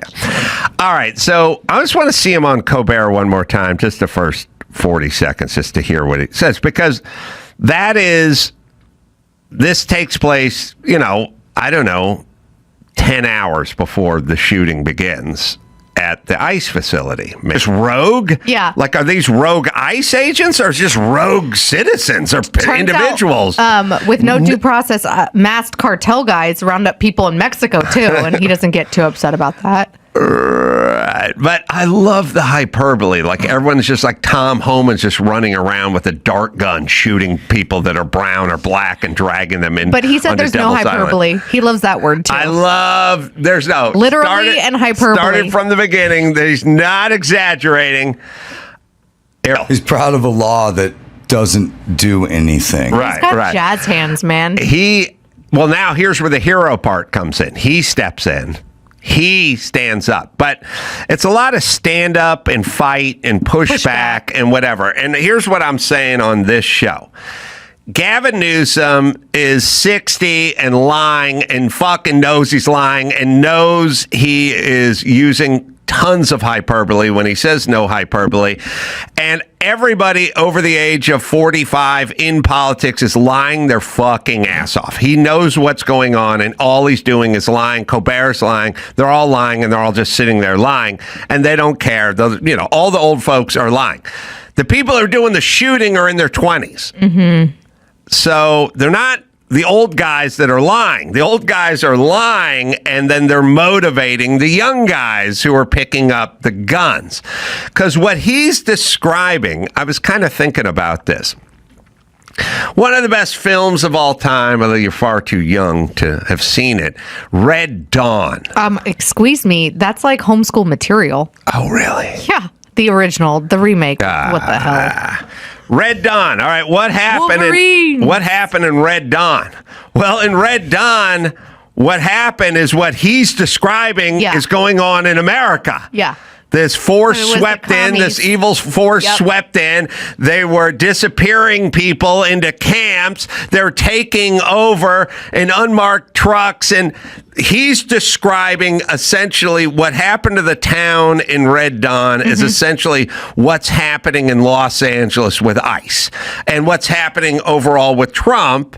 It's our own people, but it's Trump doing it and calling the shots. Okay, so who's the hero of the movie in Red Dawn? It's the young kid renegades who hid in the hills, and they would come down on raids. And drink the deer blood. And they would shoot up. You did see this movie. They would come in and they would shoot up the bad guys, and then they would leave again. Did anyone go, oh, what's Charlie Sheen doing and Patrick Swayze? Wait a minute, you shot? No, they're the heroes of the movie because the invading, occupying force has taken over the town, and now they're rebelling and they're fighting and they're pushing back and they're yelling Wolverines. He should just start yelling Wolverines. But that is would what be he should hyperbolic. do. He would say that that's hyperbolic and that's outrageous. Right. And that's like, no, heaven forbid. So you've convinced a bunch of through your lies, through your reckless and dangerous lies, you've convinced a bunch of young men to pick up arms and fight. And by the way, if I believed 3 of your syllables, I would go out and fight as well. Yeah, it's like the whole punch a Nazi in the face. Right. Authoritarianism, fascism, lots of freedom, like no due process. These are all really scary things. And from the people that for the last 10 plus years told people like me that conservative speech on college campus is dangerous. Right. Now they're trying to say, no, our speech isn't dangerous. Our calls to violence aren't dangerous. Just like on one side of the aisle is that dangerous. Yeah. I mean, ultimately, Newsom's lying and doing what he does for some reason, seizing something that he thinks important. Colbert's more of a useful idiot. He's just kind of going along How with crossed it. do you think Colbert's legs are under there? Do you think he's sitting crisscross applesauce? No. You think No, you don't need to cross your legs if no one's watching. If they can't see your legs. He gets to like man spread under there? He's man spreading under there. Okay. Well, Newsom wouldn't need to cross his legs if they had a desk in front of him. Oh. But now that people are watching, you need to know how sensitive he is about how deeply he can cross his legs. It's kind of the same thing as wearing a mask. If you wear a mask, you care about other people. He's demonstrating in that. Well, unless you're ICE. Not if you're ICE. No, but that leftist way. Yes, a COVID mask. Yes. Yeah. All right, you got news, Alicia Krause? We do got news. Roseanne Barr is a little upset at ABC allowing Jimmy Kimmel to return. She says it's a double standard and talks about, quote, I got my whole life ruined, no forgiveness and all of my work stolen, and I was called racist for a time and eternity for racially misgendering someone. It just shows how they think, and it's a complete double standard. Of course, back in May of 2018, when she tweeted that former Barack Obama advisor Valerie Jarrett was a product of, quote, Planet of the Apes and of the Muslim Brotherhood, ABC yanked her show off the air despite the fact that it was one of the network's most watched series. Yeah. She says she thinks that it's not fair and she isn't holding her breath. I guess she didn't watch the monologue last night. She said she didn't expect him to apologize. And she said she's been blacklisted ever since. And she thinks it's not fair. Well, no one will go along with me on this because when subjects of race come around, everybody gets scared. And then everyone who I speak to just disagrees with me instinctively. But you can look up pictures of Valerie Jarrett and she looks like a middle-aged Armenian woman or something. She does not present as a black woman is what I would say. I went last night because I was like, and I looked at like 5 pictures and I just showed my girlfriend. I goes, does this look like a black woman? She goes, no, but she's something. She can be, first off, this is America.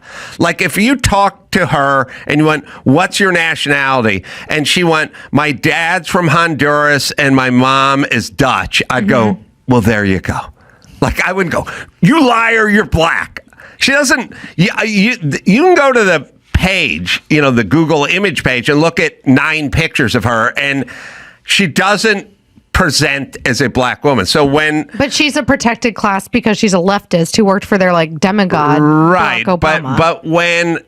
but when Roseanne Barr makes the Planet of the Apes reference, and really that's what gets her is the race component, and then Roseanne goes, "I didn't know the bitch was black." Later on, that was her apology. I would not know this is a black woman either by looking at pictures of her. I would assume she's something, but everybody in the United States is something. Do you know what I mean? Like there's plenty of swarthy. If you got most Americans, you went, Valerie Jarrett, what is she? Quick. They'd go Armenian, I guess, or Hispanic. They'd go who? They would say who, and then you say this lady, she worked for Barack Obama. Well, okay. Go to the middle picture where she's standing next to an actual black woman. Like she's with Michelle and Barack right there. Go next, or the middle. I use the word middle. Go to the middle picture. Well, you're going to have to go down because you moved it. Go to the middle where she's standing. All right. That's what a black woman looks like. This looks like a picture of a Hispanic woman standing next to a black woman or man. I don't know exactly what it is anymore. But the whole point is yes, identifies as a woman. She was railroaded. There's no doubt. And so, and I get it's like it's two things can be true at once. You can be, against the Roseanne cancellation and also against the Kimmel cancellation. I think if you're being consistent, you should be. Right. But you can't cheer one and not the other. Well, yeah, and that's what people are kind of saying. And I think that's why you have people kind of on our side of the aisle that are like, yeah, it's time that they get what they deserve, because for so long, like in one of our other news stories, we have, all these people that were canceled and blocked on YouTube at the behest of the Biden administration, by the way, that are finally having their comeuppance. This is my Google whole reinstating their YouTube accounts years after they were banned for misinformation. Okay. That's my whole thing with the whole Mark Ruffalos of the world. Please spare me your fucking constitutional arguments all the time and your crocodile tears. This is the Biden administration going to big tech and deplatforming people who disagree essentially with whatever message he may be putting out on any subject. It happened to Jay Bhattacharya, Ben Shapiro, Dave Rubin, Stephen Crowder. And you said nothing. Yep. You said nothing. Yep. You didn't say a fucking word. Yep. So please stop trying to convince me that you're interested in this. Because I did not hear a peep during COVID out of any of these people. Or even now that it's it's like out. Public information, right? That Google is admitting that the Biden administration pressed them, right? Like Google's like, yeah, they actually did. No, I sent a tweet out to, I think it was, I know Mike Birbiglia did a thing where comedians need to raise their voice, and I said, you didn't say shit during COVID. You said nothing, and you wanted to shut up comedians who did want to say something during COVID. So don't give me the raise the voices comedian thing. Why don't you just say we're going to cherry pick our subjects and decide whether we should be patriotic or not? Somebody's on our side or not. Right. And then we'll speak as comedians. By the way, this wasn't just during COVID. This also was this Republican-led investigation, of course, this committee was looking into big tech companies, including Google, that censored and suppressed content on their platforms related not just to COVID-19, but also the 2020 election and Hunter Biden. Oh, Hunter Biden. That didn't turn out. Oh, wait a minute. Yeah, my whole thing is just be consistent. Yeah, be outraged if you think the government got involved with Kimmel's firing, and then be outraged now at Meta and Google for this same bullshit. And Biden. Yep. Be outraged over this, because this is a bigger government overreach. Yep. But you'll never say a word about it. But it doesn't, you're right, it is a bigger government overreach, because it didn't just affect like A-listers on the right side of the aisle. It affected people like my mom and my grandpa and my uncle. Like it affected if anything, one might outrage you more than the other, because it affected not just the people with millions of dollars and millions of followers, but your average American that was utilizing these systems that they thought allowed them to have free expression, that was suppressing it the whole entire time. Yes. All right. Give me one more before we bring her. You want to talk about Miss Kamala Harris? Yeah, she's great. She says she now has concerns about trans student athletes and that Republicans misrepresented her take on trans issues during the campaign. Wait. I got a philosophical question. I'll ask you, Dawson. I'll ask you too, Alicia. Who at their core is more hollow and sort of less genuine and more just paper thin? Is it Gavin Newsom or is it Kamala Harris? Like who? Here's what I want to say. Let's just say I have a graduated cylinder. You were homeschooled. You didn't have a Bunsen burner. I went to public school. I went to My tax dollars paid for you to have a Bunsen burner? I failed Mr. Diliberti's biology class, but I have a graduated cylinder. Are you ready, Dawson?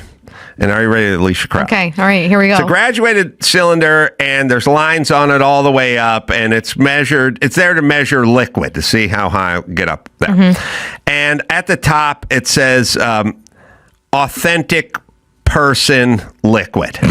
Okay. If I put... God forgot to give that to Kamala. If I put Gavin Newsom in a Cuisinart, and I know he's heavier than her, but let's erase that. I put Gavin Newsom in a Cuisinart, and I put Kamala Harris in a Cuisinart, and I made them into liquid, and then we dumped it into this graduated cylinder. Who would be more closer to a human?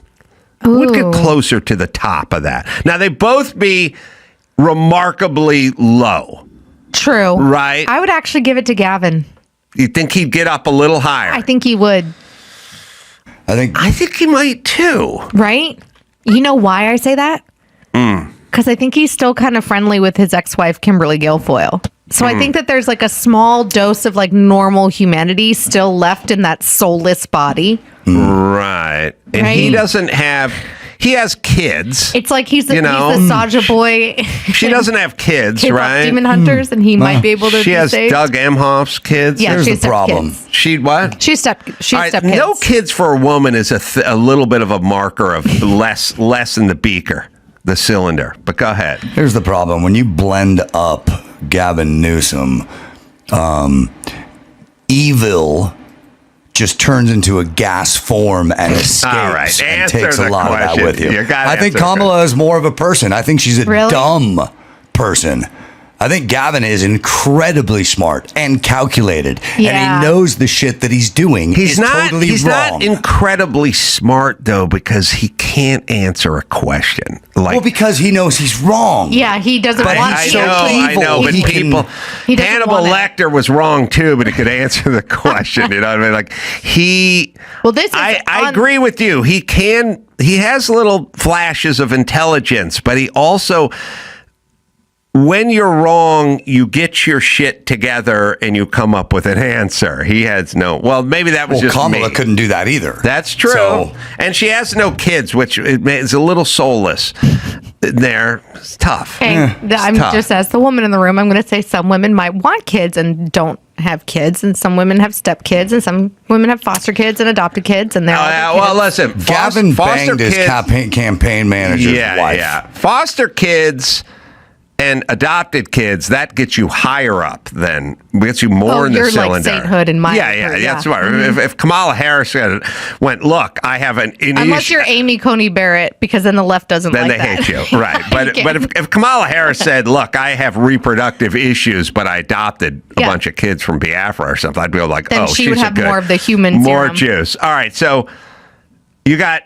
I think you could forego the Cuisinart and blend Gavin in one of those magic bullets, and that's all he's going to get in the graduated cylinder. He's not a human. Actual bullet. Okay, no, you say. Although you say Gavin more in the beaker. Mm-hmm. Well, it's a graduated cylinder, but yes, it's a graduate, just based solely on his relationships.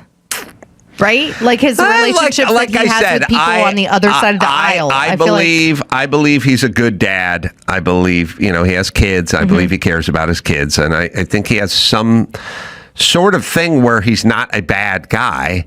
But we're getting to the point, and I think we need to get to this point, which is bad guys with bad and dangerous ideas are still dangerous people.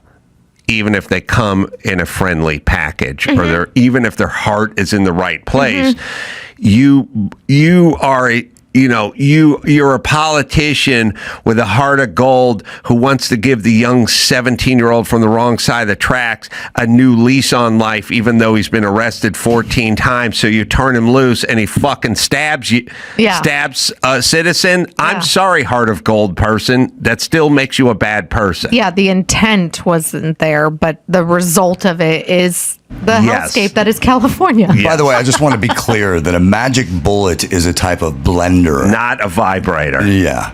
No, if it was, oh boy, I'm gonna meet that lady. He and Kamala have a similar answer though on the trans issue. It's like they say that they have concerns about it and it's not fair, but they don't give like a straight up answer about what they're going to do. Gavin has to straddle a line of saying he's into fairness and it's not fair, but then he won't physically verbally take a stand on anything. Yeah. Or tell the California Sports Commission to, not let... You saying it's an issue of fairness is very ambiguous because both sides argue it's unfair that my daughter, who's now my son, or my son that's now can't compete against, so it's a cop-out zero answer. It is. Kamala said, quote, "I agree with the concerns expressed by parents and players that we have to take into account biological factors such as muscle mass and unfair student athletic advantage when we determine who plays on which teams, especially in contact sports." But she continued, "With goodwill and common sense, I believe that we can come up with ways to do this without vilifying and demonizing children." Nobody vilifies and demonizes. They just go, we don't want people with an unfair biological advantage whooping up on the girls. That's not demonizing or villainizing. We don't want it. Yeah. It's the weirdest thing ever. It's like, what do you got? What's your problem with drag queens? I don't want them at the library dancing in front of 5-year-olds. That's all. My favorite video. You want to go down to Queen Mary and shake your fucking moneymaker and tuck your junk between your legs? Do it all night. That is literally demonizing them. I've demonized them. I do have a thing where people spend more time sometimes telling me what they can't do or can do rather than answering the fucking question. Like I tell people all the time, you could have just answered it in the time you told me. They'll pull the phone off and they'll go, "I'm speaking to the realtor right now, okay?" And you just go, "I just said, what time do you want to do dinner?" So you can just say 8. But all right, that took more time. My grandmother used to do that. Extra. It was it's a thing. It's a sort of settle your hash thing. Certain people can be short and curt, and others have to be flowery in there. Well, I am short and curt. Like if I don't feel like our conversation needs to coast to a stop. Like it's when the treadmill has the warm down thing, some people hit that button. It's like, all right, let's slow it. Like there's people who go, all right, Dr. Drew's this way. So you just go, dinner, Saturday, 8 o'clock, 8 o'clock. All right. And you just hang up. You don't have to go, well, then I'll see you then. And then it goes, looking forward to it. It's just, we're done. We're done. We finish. See, but to be fair, that's like a best bud that's been friends with you and knows you for years. Yeah, that's true. A lot of people feel inclined to run on sentences. I don't like nice people. I like accurate people that show up. Well, glad to be here. Here's what I want. You ready? Yeah.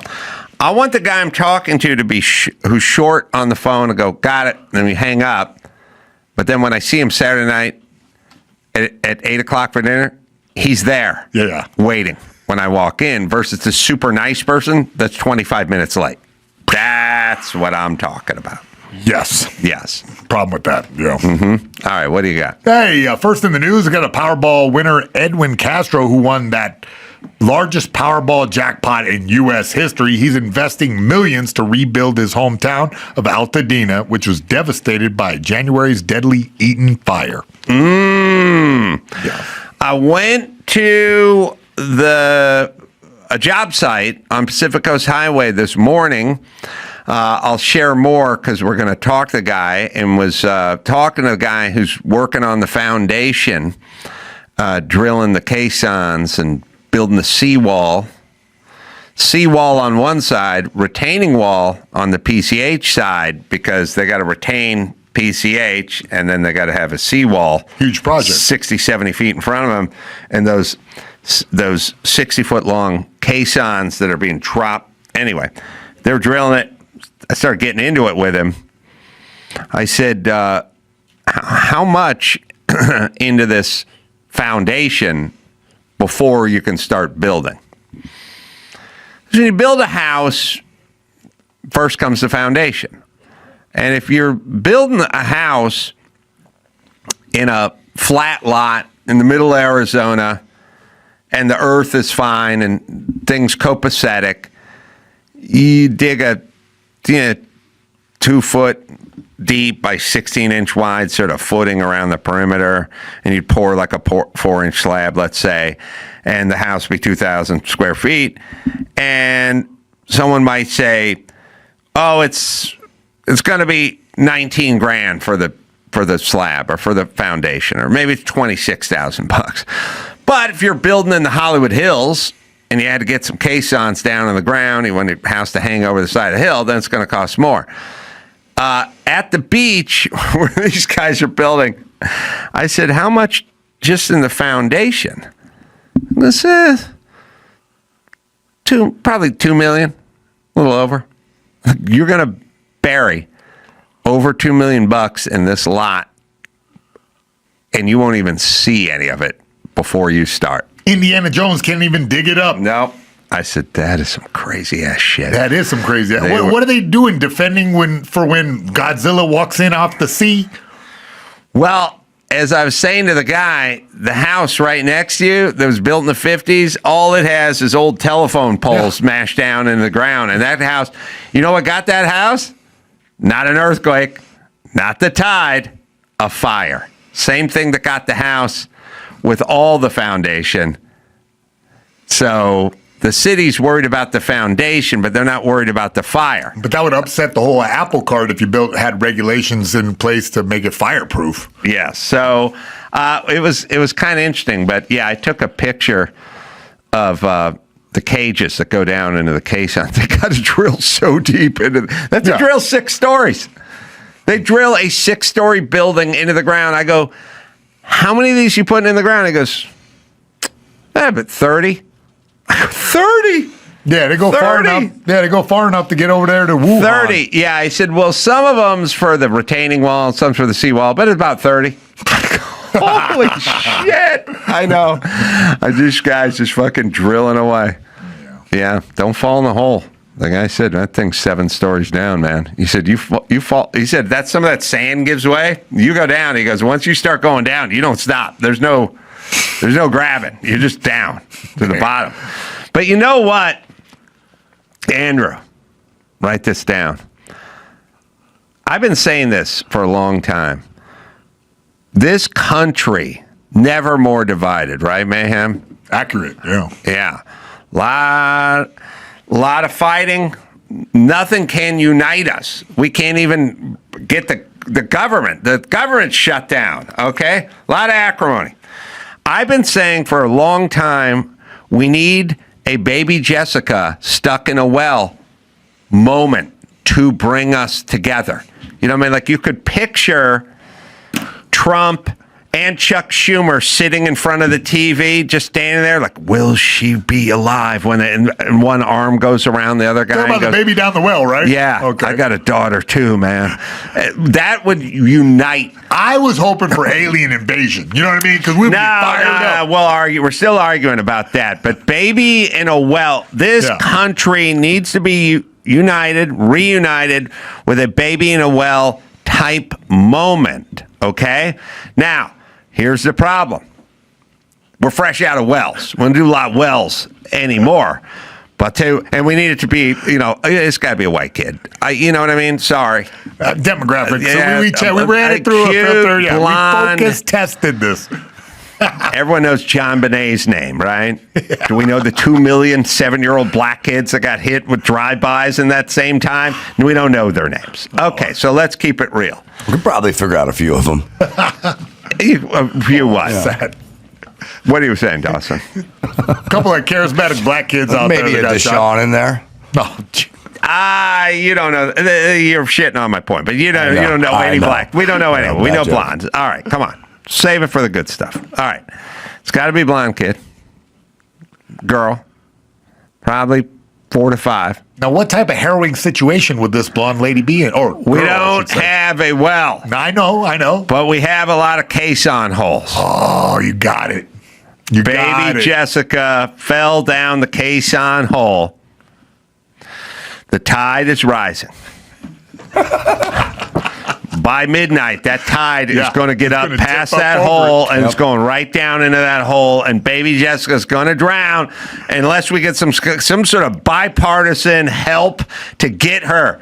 Because, you know, we have that scene where the guy's operating the crane. That guy's a Republican. Yeah. But then we have, like, the Hispanic chick who's guiding him over the thing, and she's a Democrat. But you know what? Not for today. For today. I was imagining Trump and Kamala braiding a rope together. Could be that. There's a lot of different scenarios here, but we got to get a blonde kid in one of those caisson holes. And then we'll bring CNN together, Fox, and we'll all agree on one thing as a nation, that kid needs to get out of this well. Now, we're not going to call it a caisson hole because that's too confusing. A lot of Americans don't want to. We don't even know what that is, yeah. Right. But, you know, I'll volunteer to throw her down the well. I mean, I'll get her. I'll have my. Yeah, okay. You get her down that well. I'll get her there. You get the Repubs and Dems together, all right? I'll do that. I'm going to have to talk to the guys with the caisson rig because I don't want them lowering the cage into the hole because she won't be able to get to the bottom of it. She's going to get caught up on rebar. I need her one piece at the bottom of that Tell well. them to take all the ring cams down, too. I don't want to be on this tape. We got to time it with the tide, too, so that the tide... We got 8 hours, gentlemen, 8 hours. Somebody do these calculations, all right? We'll talk to meteorologists, but we'll also talk to a sea captain who knows these parts, you know, like a Quint type from Jaws. He'll be nibbling on a saltine. He doesn't have a good feeling about this baby in the well. We're going to need a bigger caisson. That's right. Baby in the well. I'll find her for you for 12. That's right. But I'll catch her and kill her for 15. Yeah, listen, Quint, we don't want her killed. Here's some more saltines. Farewell and adieu. Ladies of Spain. That'll do it. That'll bring this nation together. That'll heal. Yes. The healing that we need. Healing power of the baby in the well. We're long overdue. All right, what stories? Next up, we got the co-host of ABC's The View acknowledged Tuesday they'd like more Republican guests to appear on the talk show. After actress Cheryl Hines, wife of the Health and Human Services Secretary Robert F. Kennedy, appeared on the program, the show's liberal co-host remarked that they'd like more guests that weren't aligned with them politically. We got a clip. I think that we should have more Republicans on the show, but they don't want to come on. They're scared of us. It's like Marjorie Taylor Greene says that she finds the Republican men afraid of powerful women. Well, that may be true of all the political persuasions. But if they would come on this show and they can explain to us what they're trying to do to this country. Yeah, didn't Bill Maher straighten this out several months ago when he explained, and there's a clip of it, that he invites Republicans to come on constantly, and they come on, and he invites Democrats to come on constantly, and they never come on to be his guests as his show. It's a little bit about narrative control, I think. I think that they're constantly like obsessed with their image, so they have to have control of whatever narrative goes out there. Well, it's also... most of the shit they're arguing is batshit crazy, so that's hard to defend it, and you can poke holes in it. I mean, that's when Katie Porter got busted because a reporter dared to do her job and ask a couple of follow-up questions, and she wasn't ready for it, and she didn't like it. I mean, listen, Gavin Newsom came on this show. I asked him 2 follow-up questions, and he fucking folded like a house of cards. So, no, they don't want to go to unfriendly places. They go to friendly places. They have friendly places. They don't want Ben Shapiro sitting in between them, schooling them up. It would ruin their week. Well, I mean, they just had Byron Donalds on the news, correct? I mean, on The View, correct? Like, if just a few months ago. It's few and far between is what it is. What I'm saying is, when they ask, they come on. She's lying. Yes, they don't totally ask. Lying. Yes, they don't ask. Sorry. Oh, we got the clip ready. Sorry. And she is a Republican congressman from South Carolina, member of the House Armed Services Committee, who recently announced running for governor in 2026. Very exciting, Nancy Mace. I don't feel like this is what I'm talking about, but...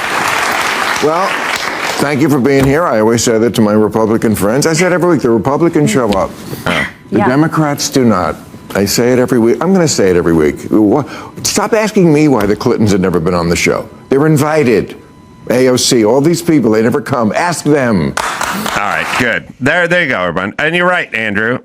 He did a long jag on it like 6 months ago, but I guess he did one last week or the week before or whatever. I guess that's his thought. Okay, they get invited to a friendly.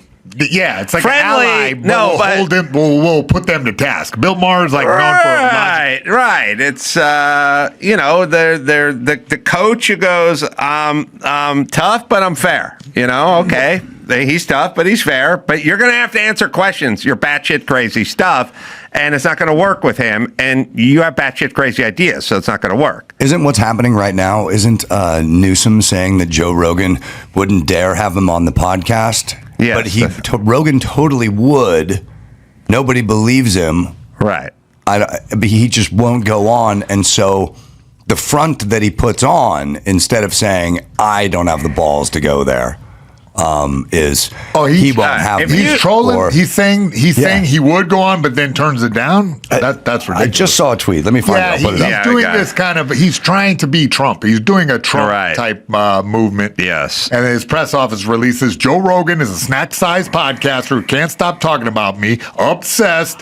Crush, no thank you, but is too scared to have me on and let his audience hear the truth.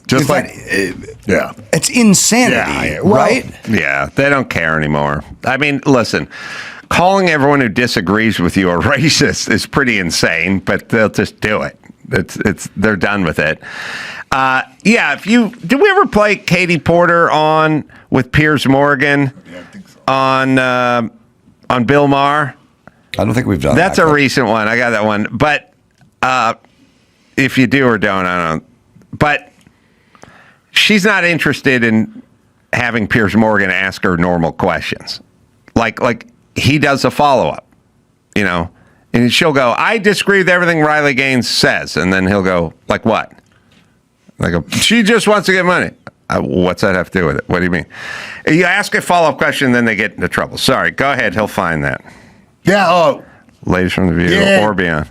Here it is. Here Sorry. we are. Yeah. This is great. This bitch drives me nuts. She drives me nuts, and not because she's a cow. It's because she drove me nuts 6 years before this. But we should be able to have a civil debate. Nobody, including Riley Gaines, who I disagree with strongly, should feel What do you disagree with, out of interest?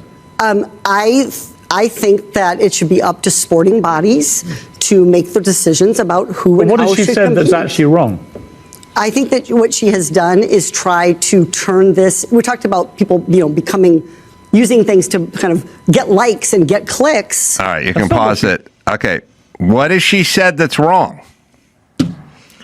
Go ahead. Okay, Dawson, ask me what Gavin Newsom has said was wrong. What did Gavin Newsom say? I told that fucking retard that the homeless problem was caused by people with mental conditions and drug addicts, and he told me it was single moms who were divorced with 2 kids and a full-time job. That was number one that he was fucking wrong about, that he said to me, okay?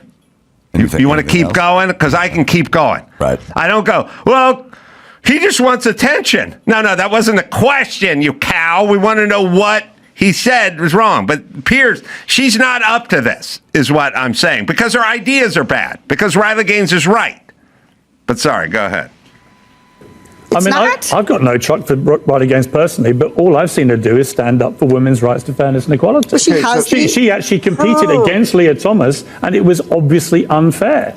Leah Thomas won one of the races in the NCAA championships by 50 seconds against a bunch of biological females who simply couldn't keep up. That cannot be right. It cannot be fair. That is something that I think our sporting bodies should be dealing with. And by the way, Riley is speaking up for herself, and that is her prerogative, and I respect her free speech. I think she's speaking up for pretty much every female athlete in the world. Wasn't that... All right, she doesn't want to... You think she... First off, she didn't sign up for that. She thought Bill Maher was going to be... Mayhem. Yeah. Mayhem Miller. Yeah, that's me. King of the Octagon. All right. Did you ever duck a fight where you thought I could beat the shit out of that guy? Never. Right. But what if you thought that guy might get the better of you? I never ducked a fight. Maybe I should have, but yeah, never did. I would argue careers last longer when you avoid guys who you're pretty sure could beat the shit out of you. I've heard it described by Ariel Helwani as a calculated turning down of a fight. Yeah, people make what they call in the football when the receiver goes out of bounds instead of tries to grind out another 2 yards. He made a business decision, is what they call that. Yeah. And these people make business decisions, and they're not in the business of showing up. They just want to fight a fool tomato cans all the time. They don't want to actually be taken to task by a legitimate opponent. I've seen Rocky 3. Was it 3? Where he got the tomato cans? Yeah, that's good. All right. Because he was telling his trainer that he was, won his last 20 fights. And he's like, those were tomato cans. I set them up with you. Remember? And he's in his mansion. Yeah, I remember. Right. With the robot that's serving him? Yeah. Had to get back to the streets. Yeah. Yeah. Like Clubber Lang was just doing push-ups and getting ready every day. Yeah. Don't test me on Rocky knowledge. Yeah. The robot, by the way.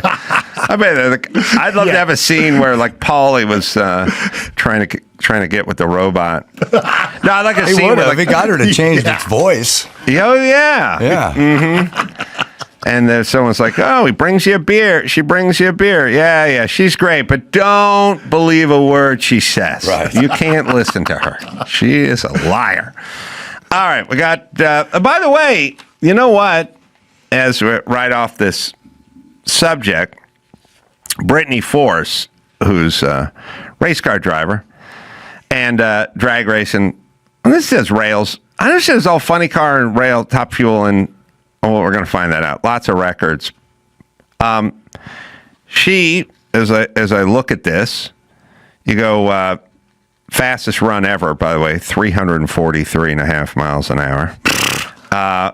Recorded 12 runs over 340 miles an hour. None existed before 2025. Now, listen, Katie Porter, if you go, listen, I don't think any of those women, if Usain Bolt became a woman, I don't think any of those biological women are going to be able to keep up with the guy. And same with the boxing ring, and same with the high jump. But if you want to compete in drag racing, then there is no advantage. I mean, there is no feminine drag race. There's no female designation or male designation or transitioning designation. That wouldn't go over great in the pits. I've been to some of those races. But because it's not about strength, and it's not about, upper body strength, it's just about reaction time, experience, and skill, then, yeah, there's sports, I don't know, archery or something like that, where you go, oh, I don't know that we need a male, and they don't have a male and a female division in automotive racing. Horse jumping. And horse jumping. Is there a male and female? Both athletes compete together. Yeah. Right, and women go 30 pounds lighter than horse dudes. That actually gets the medal. Honestly, I think it's the horse. It doesn't really get the medal, but they're judging the horse. Right, not the but rider. there's a handful of events that it's unnecessary to separate male and female, but that ain't wrestling, and it ain't boxing, it ain't basketball, it's not football, it's not baseball, it's not a whole bunch of other ones. So if you want to pick that sport, then fine, and combine them. Some people live in that TikTok reality. All right, listen, we got to get... Why is there men and women's curling? I don't know that there is. Yeah, there is. Yeah. There's men and women's. Yeah, I've seen men and women do it, and I've seen couples do it, and I've seen men do it and women do it. I mean, there's only men and only women. We're talking the highest level, Ace. There shouldn't be men and women's curling. Yeah, I agree. was thinking about that the other day. Because it takes exertion. Equestrian, shooting, sailing. I'm looking down at the cheat sheet here, but it is curling. Now, do women have a curling advantage because of the early broom play? Right. I think you're right. Yeah. Possible. I don't know. Yeah. And also that that curling stone. It may even the playing field. Kind of like, yeah, but it's like a canned ham. And girls are way better at like that squat down position. You know that you have to be to release the stone off into the distance. I don't know how they even keep score in curling. I mean, I kind of do. What is the average female curling score and male curling score, if it even works that way? like with the 100 yard, think it works that way. Yeah, I think it's like with 100 yard. It's kind of like bocce on ice. 100 yard dash, you go. The male record on the 100 meter is 9.2, and the women is 10.4 or whatever that is. The average combined score in women's curling game is around 12 to 13 points. All right. How about the men? I guess that's what I'm asking. Is there a combined score in the male? And then we'll see if there's some kind of advantage here. Oh, single average score. All right. Oh, that was for bicep curls. Can we do an apples to apples on this? Yeah, I know. And then we'll bring. Well, it has an average combined score for women's curling, so it'd have to have. Yeah, it mistook the curling. You know, AI. Oh, curling. Curling. Oh, okay.